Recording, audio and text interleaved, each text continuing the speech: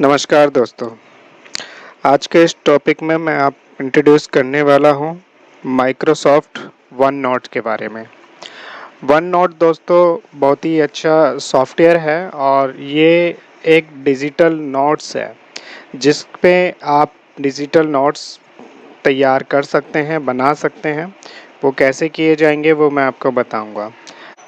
इस one notes को आप जो है अपने मोबाइल में, अपने लैपटॉप में या ऑनलाइन भी आप वेबसाइट के ज़रिए चालू कर सकते हैं। तो ये बड़ा ही आसान है और बहुत ही इम्पोर्टेंट है, ख़ास तौर से उन लोगों के लिए जो school, college, institute, education line से जुड़े हुए हैं। तो उनको अपने जो नोट्स होते हैं वो कैरी करने होते हैं। तो वो किस तरीके से जो नोट्स हैं वो हम बना सकें और उनको कैरी कर पाएँ अच्छे तरीके से, वो हम इसमें देखेंगे, सीखेंगे सीरीज़ के अंदर। अगर आपके पीसी में ये नहीं है, लैपटॉप में नहीं है, तो दोस्तों आप इसको डाउनलोड कर लीजिए। तो कैसे करेंगे वो मैं आपको बता देता हूँ।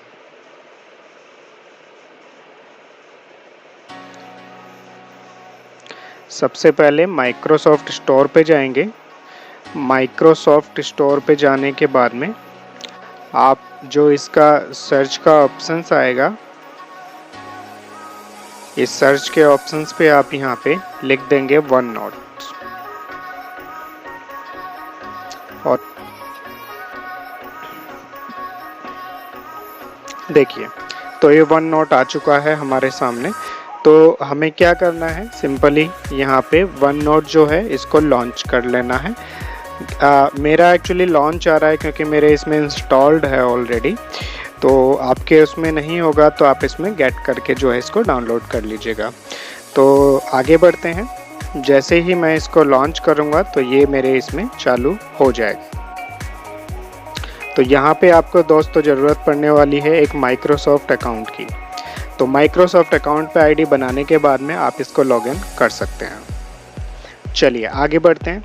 तो यहाँ पे आप देखेंगे कि मैंने कुछ बुक्स तैयार कर रखी हैं यहाँ पे, जैसे एमडी नोट्स, ये मैं समझाऊंगा आपको इसलिए बनाया है मैंने अभी।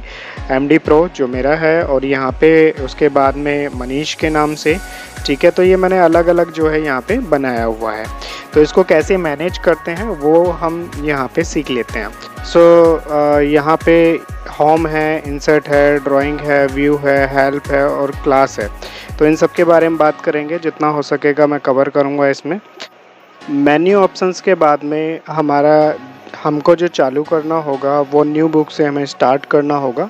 तो यहाँ पे न्यू बुक का ऑप्शंस है, इसको हम यहाँ पे क्लिक करके क्रिएट कर लेंगे। यहाँ पे हम एक न्यू बुक का नाम दे देते हैं। जैसे मैं यहाँ पे दे देता हूँ ऑफिस वर्क कर देता हूँ मैं यहाँ पे ऑफिस वर्क, और यहाँ मैं इसको क्रिएट कर सकता हूँ। तो जैसा कि आप देखेंगे ये क्रिएट होना स्टार्ट हो गया है, और जैसे ही ये स्टार्ट होगा तो हमारी जो लिस्ट है उसमें ये जुड़ जाएगा। तो थोड़ा सा टाइम ले रहा है क्योंकि ऑनलाइन जुड़ा हुआ है ये। सो आप देख सकते हैं यहाँ पे मेरी एक नई बुक जो है वो बन चुकी है। चलिए आगे बढ़ते हैं। जैसे ही मैं उस पर क्लिक करूँगा तो एक बार दोबारा आपको दिखाना चाहूँगा, जैसे ही मैंने इसके ऊपर क्लिक किया तो मैं यहाँ पे पहुँच जाऊँगा, ठीक है। तो ये एक्चुअली दो पार्ट में बटा हुआ है, आप थोड़ा सा ध्यान देके आप इसको समझें। दो पार्ट में बटा हुआ है, पहला है सेक्शन और दूसरा है हमारा पेजेस, ठीक है। तो यहाँ पे हम सेक्शन बना सकते हैं और सेक्शन के बाद में पेज बना सकते हैं। यहाँ पे हम राइट क्लिक करेंगे और यहाँ पे रीनेम और सेक्शन के नाम से आ रहा है, इस पर हम क्लिक करेंगे तो आप देख सकते हैं यहाँ पे जैसे मैंने डाल दिया मैं यूट्यूब का वर्क कर रहा हूँ, तो मैं यहाँ पे यूट्यूब कर देता हूँ, यूट्यूब। ओके, सो चलिए तो अब आगे जो है हम इसमें मान के चलिए मैं इसमें दो तरीके की बातें हैं यहाँ पे ध्यान देने वाली बात है कि अगर YouTube के अंदर ही मुझे कोई नया सेक्शन बनाना है, एक बात, और एक है कि मैं जो ये मेरा सेक्शन बना हुआ है इसी से जुड़ा हुआ कोई सेक्शन बनाना चाहता हूँ। मान लीजिए ये YouTube हो गया हमारा, और एक सेक्शन और बनाता हूँ मैं जिसको मैं नाम दे देता हूँ यहाँ पे फेसबुक। ओके, दो हो गए।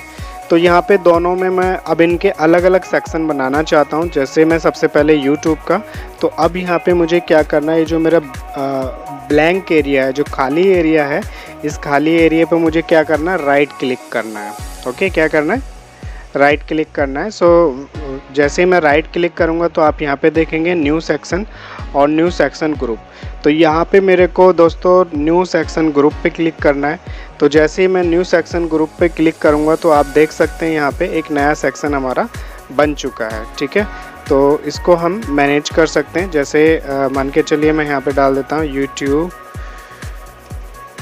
ऑनलाइन,